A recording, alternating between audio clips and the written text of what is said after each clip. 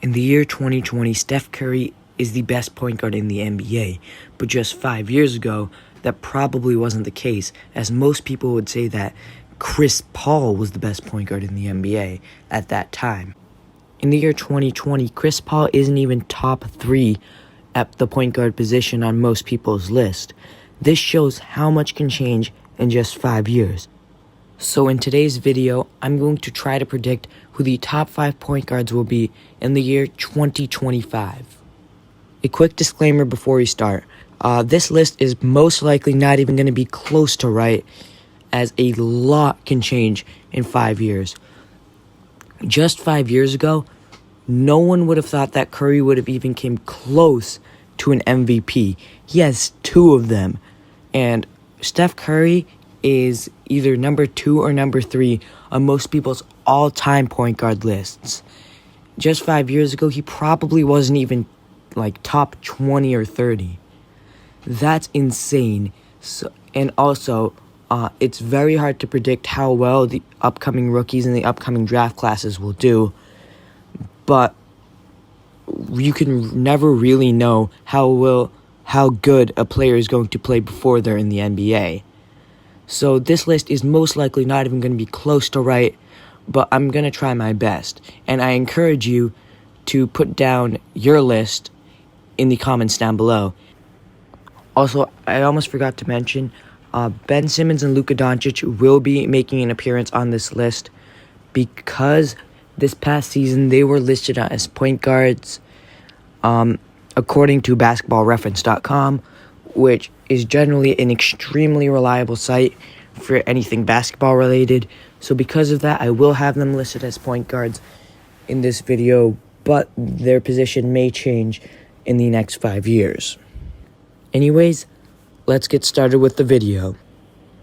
First, I have 4 honorable mentions: Steph Curry, Fred VanVleet, LaMelo Ball, and Lonzo Ball. These guys just missed the cut for me, but I think they'll still be very good point guards in the year 2025, but not top 10 point guards, in my opinion. At the number 10 spot, I have Damian Lillard, who in my opinion is the 3rd best point guard in the NBA behind Luka Doncic and Steph Curry in the year 2020. He will be 35 by the year 2025, so I do believe that he will have regressed a little bit, but I think he'll still be an extremely good point guard and still a top 10 point guard in the NBA. I think he'll still be an extremely good shooter, but some of his athleticism is probably going to go away. But overall, he will still be an extremely good point guard in the year 2025, in my opinion. At the number 9 spot, I have D'Angelo Russell, who will be 29 in the year 2025. I think D'Lo will progress into an extremely good scorer at every level, and I think he will average around 25 to 28 points per game in his prime, which he will enter around this time. Due to limitations on the defensive end, I don't think that D'Angelo Russell will pass any of the players above him, but I think he will end up being a top 10 point guard in the year 2025. At the number 8 spot, I have Jamal Murray, who will be 28 in the year 2025. The reason why I have him ahead of D'Lo is because he's shown his ability to help his team win, especially when under an extreme amount of pressure, which he showed this year in this year's playoffs against the Utah Jazz, where he had multiple 50-point games as well as multiple 40-point games, and was really one of the biggest reasons that they were able to come back from down 3-1. Because of that, as well as the fact that I think he will be a better defender than D'Lo, because he's already a better defender than D'Lo, and also he puts a lot more effort into that end than D'Lo does. I think he's also going to be a better off-ball scorer, with Nikola Jokic setting him up with amazing passes. Because of all those reasons, I think Jamal Murray will be slightly better than D'Angelo Russell in 5 years. but I think they'll be very close. Just like D'Lo, I think Jamal will also be a 25 point per game to 28 point per game scorer. It might be a bit lower if Michael Porter Jr. pans out and takes away some of his touches. But either way, I think he'll be an incredible scorer, and I also think he'll be a decent defender. At the number 7 spot, I have Kyrie Irving, who will be 33 in the year 2025. Now, you guys might be wondering why he's 3 spots ahead of Damian Lillard, and that's because he's 2 years younger. Also, his skill set doesn't rely on athleticism as much as Damian Lillard's. And some of you guys might be thinking, Damian Lillard doesn't rely on athleticism. Watch him play. He's a very good dunker, and while his shooting ability is a huge part of his game, his athleticism helps him a lot. So I think Dame will regress, and Kyrie won't regress that much by the time he's 33, because his handles, I think he'll still have those, and I don't think his shooting ability is going to go away. In fact, I think he'll actually do better, because KD will get old, so Kyrie will transition into becoming a number 1 scoring option. But I think Steve Nash is going to have a system that has Kyrie also playmaking a lot. And I think Steve Nash is going to help Kyrie take his shooting to the next level, as well as his playmaking to the next level. And I think Steve Nash is going to run a extremely fast offensive system, very similar to the one that D'Antoni runs, who was Steve Nash's coach when Steve Nash played. And I think Kyrie is going to benefit a lot from that. And I think this new system that he's going to be in is going to be super fast-paced. And you know that a faster pace means more shot attempts and more assists. And since I think Steve Nash is going to want the offense to play through Kyrie, due to Kyrie being the point guard, I think Kyrie's numbers are going to be super inflated. And I think his production will actually increase in the next 5 years.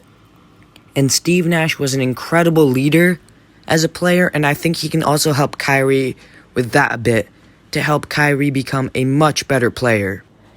At the number 6 spot, I have Cade Cunningham, who will be 23 in the year 2025. Cade Cunningham is the only player that isn't already in the NBA that's on this list. And I think Cade Cunningham will translate extremely well to the NBA due to the recent success of players like Luka Doncic and Ben Simmons. I think Cade Cunningham will actually end up being a much better player than Ben Simmons by the end of his career, but he'll only be 23 in the year 2025, so I don't think he will have reached his peak, and I don't think he will have passed Ben Simmons by that time. But still, I think he's going to be an extremely good player. He's an extremely good passer. He's great in transition, just like Ben Simmons. He's also an incredible defender, super athletic, and while his three-point shot isn't that great, it is better than Ben Simmons, and he's at least willing to take them, and I think he will eventually develop a three-point shot. Due to defense, as well as his playmaking ability, I have him above all of the players that I've already mentioned. But overall, I think like by the year 2030, I know that's really far into the future, and I probably shouldn't be predicting things that will happen by then, but I think like Cade Cunningham will be one of the best players in the league once he enters his prime. And by the time he's 23, I think he'll be a top 6 point guard in the NBA. At the number 5 spot, I have De'Aaron Fox, who will be 27 in the year 2025. Swiper is one of the fastest players in NBA history and is easily the fastest player in today's NBA.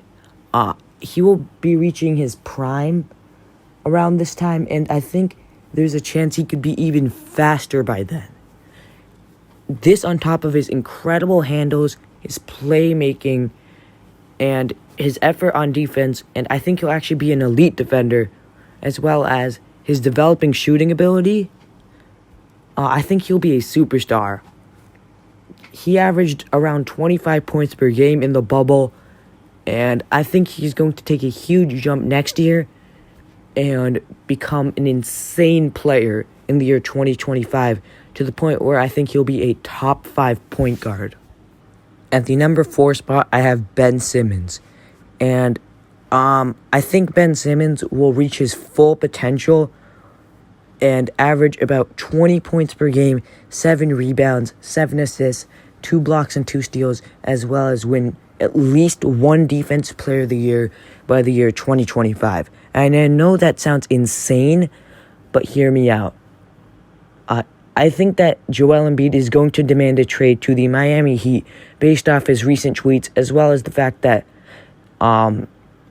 Philly management has been doing horrible in the past few years, and also they got swept in the playoffs this year. So I think Embiid will demand a trade to the Miami Heat.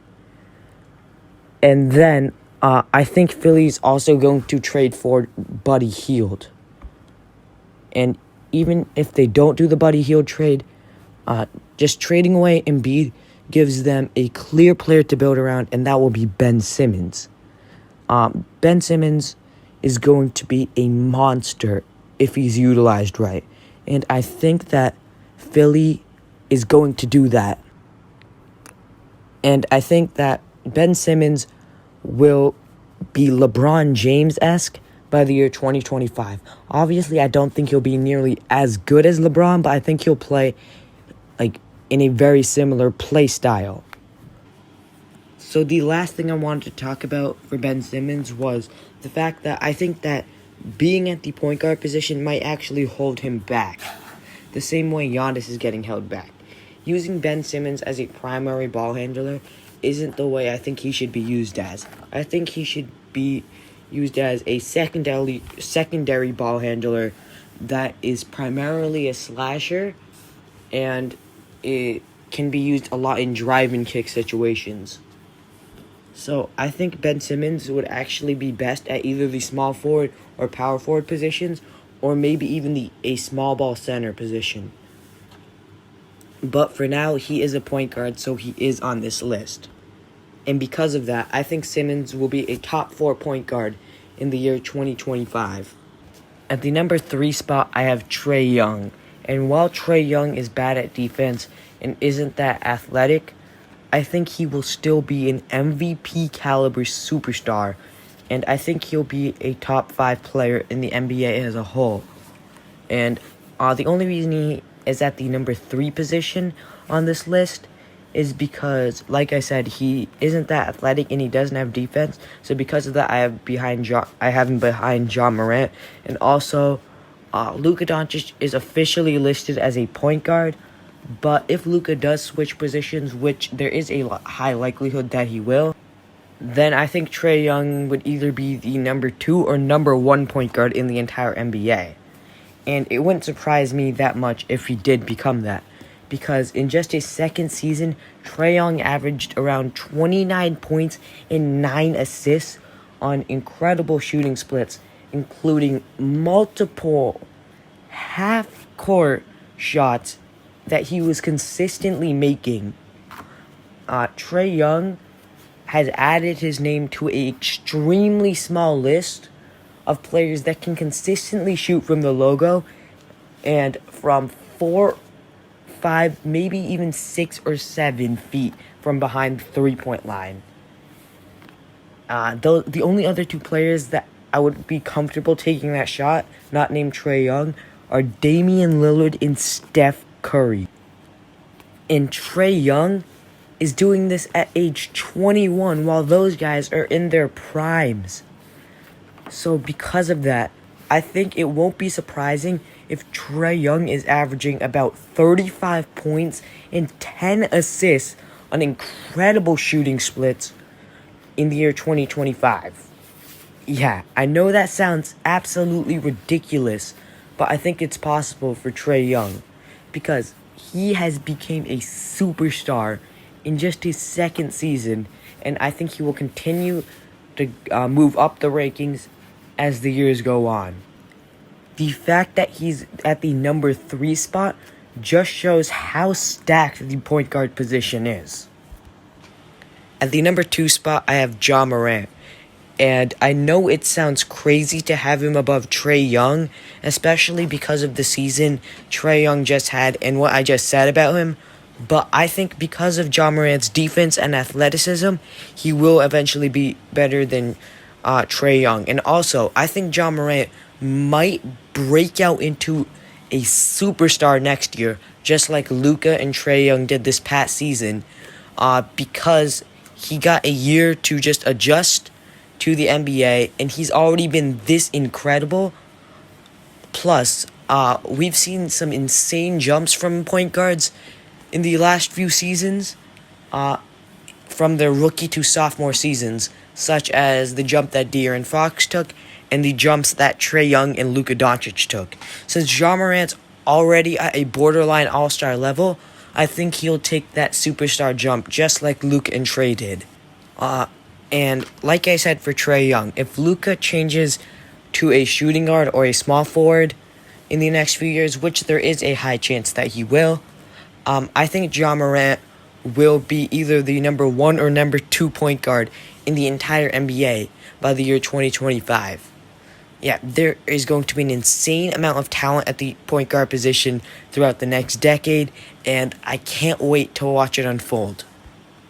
At number 1, I obviously have Luka Doncic, and if you think he's a shooting guard or small forward, he might be, but according to Basketball Reference, he's a point guard, and Basketball Reference is an extremely reliable site, just like I said at the beginning of the video, so I'm classifying him and Ben Simmons as point guards in this video. Anyways, yeah, Luka is absolutely ridiculous. He has been playing at an MVP level in his second season, while averaging almost a 30-point triple-double. Like, what? He also hit that insane game winner in Game 4 against the Clippers, and there was a chance that if Porzingis didn't get injured and ejected, that the Mavericks could have upsetted the Clippers. I think the Mavericks are probably going to win at least one championship in the next 5 years, especially if they land Giannis. But even if they don't, Luka and Kristaps is going to be an insane duo. And that's mainly because Luka is just insane. Like, how? He's only 20 years old, and, 21 actually, and he has just been insane. I think we can all agree that he's the greatest 21-year-old player of all time. There's also a good chance that he's going to win MVP next year, which would make him the youngest MVP of all time. So, yeah, if Luka stays at point guard, he is easily going to be the best point guard in the NBA in 2025, according to my predictions. And if he switches to shooting guard, same thing at shooting guard. Or even small forward, I think he'll also be the best player in the NBA if he switched to that position. It doesn't matter what position Luka is playing, he's going to be the best player at that position. Anyways, that was my predictions for the top 10 point guards in the year 2025. Be sure to comment down below what your predictions are. And also, don't forget to like, comment, and subscribe, and hit the notification bell so you never miss an upload. Anyways, that's it for the video. So, bye!